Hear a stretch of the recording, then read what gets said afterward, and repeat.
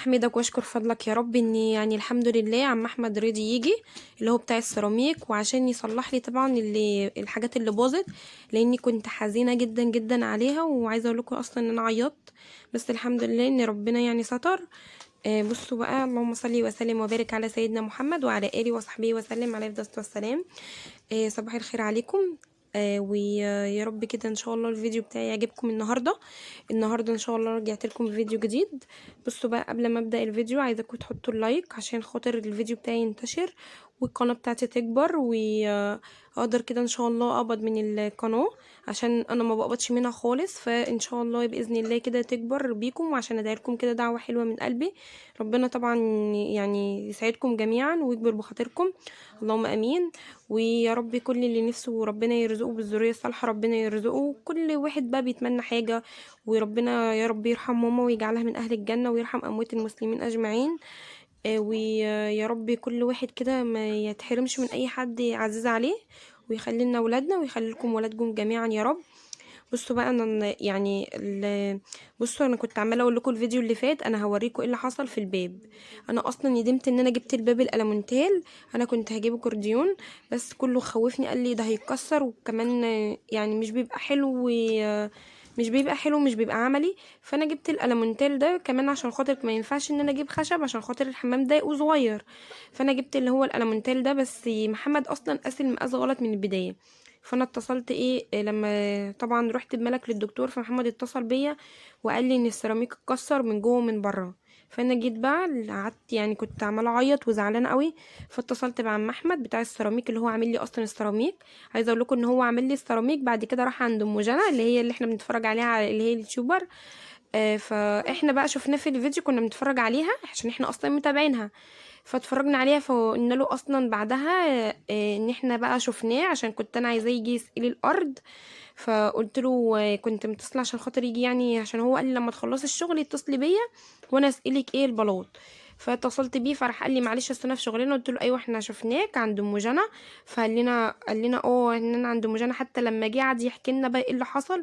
يعني هو جه كمان يوم قبل ده كان الكهربائي موجود اصلا كلهم معارف. انا يعني بشكر من موقعي هذا يا جماعه، بشكر الكهربائي عم ياسر الكهربائي، هو اصلا معرفه وانسان محترم جدا وقف جنبي. وبرضك بشكر برضك بتاع السيراميك عم احمد، ناس محترمه، وعم ياسر النجار، ما فيش حد يعني عايزه اقول لكم. وبشكر طبعا اخواتي، وبشكر بابا، بشكر اي حد، حتى جوزي محمد بشكره برضك، لان اي حد وقف جنبي ان شاء الله حتى لو بوقفه كده، فانا طبعا يعني بشكرهم قوي قوي. ويا رب كده يقعدهولهم باذن الله في الخير بقى، يعني الواحد يقف جنبهم بإذن الله في الخير إن شاء الله، وفي الأفراح يا رب، اللهم أمين. وربنا يسعدهم يا رب، لأن أي حد بيقف جنبي أنا ببقى مبسوطة وفرحانة. ويعني الحمد لله ربنا دايما بيوقف لي ولاد الحلال في أوقات ساعات كده ببقى لوحدي، بس بقول الحمد لله بلاقيهم بعد كده برضك أي حد تاني بيقف معايا.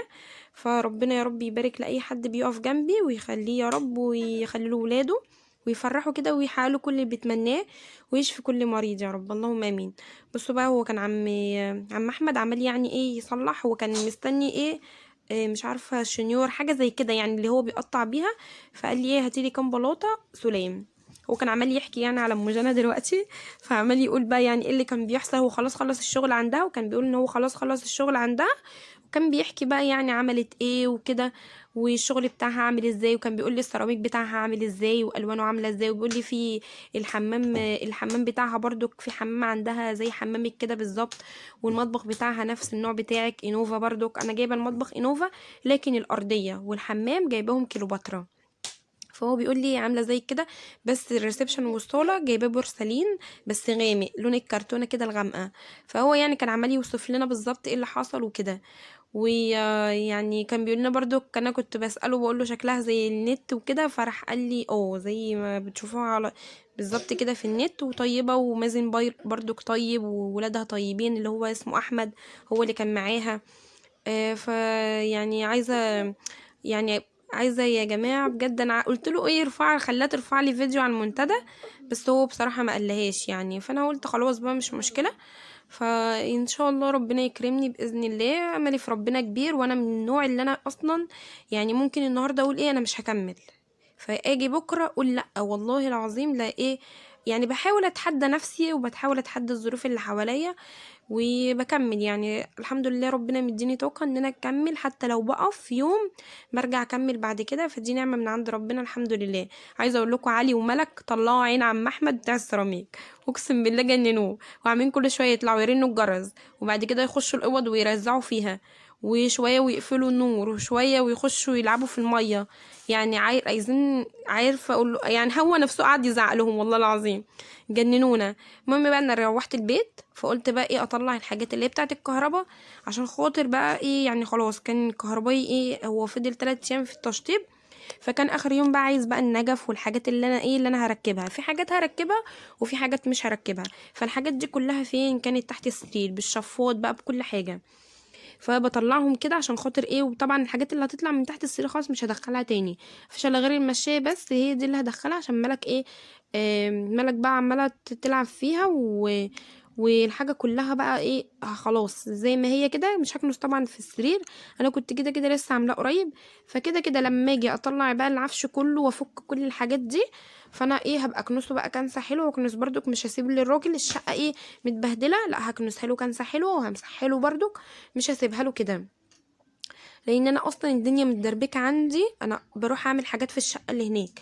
يعني انا عايزه اقول لكم في الفيديو ده انا نزلت رحت الشقه اللي هناك مره، رحت للكهربائي وبعد كده روحت البيت عملت حاجه، بعد ما يعني طلعت الحاجات دي، بعد ما طلعت الحاجات دي رحت تاني بتاع السيراميك اتصل وقال لي خلاص انا جيت من، كان راح بقى كان جه من شغلانه تانية، وراح قال لي طب تعالي خلاص انا ايه حتى اخويا اتصل وقال لي ده بتاع السيراميك ايه بيقول ان هو يعني جايلك. فقلت له خلاص ماشي، ورحت انا والعيال وفضلنا بقى واقفين لحد اما اخلص. انا كنت عايزاه، كان نفسي يعمل لي المطبخ كان الحمام يغير لي السيراميك بس ما نفعش، قال لي لو كسر كل اللي وراه والوزره كله هيتكسر، فانا ايه هعملهولك اللي هو عند الحمام بالاسمنت الابيض، لكن اللي هو بتاع المطبخ يعني عمل كده حاول ان هو يعدل البلاط لحد ما تساوى وقفله.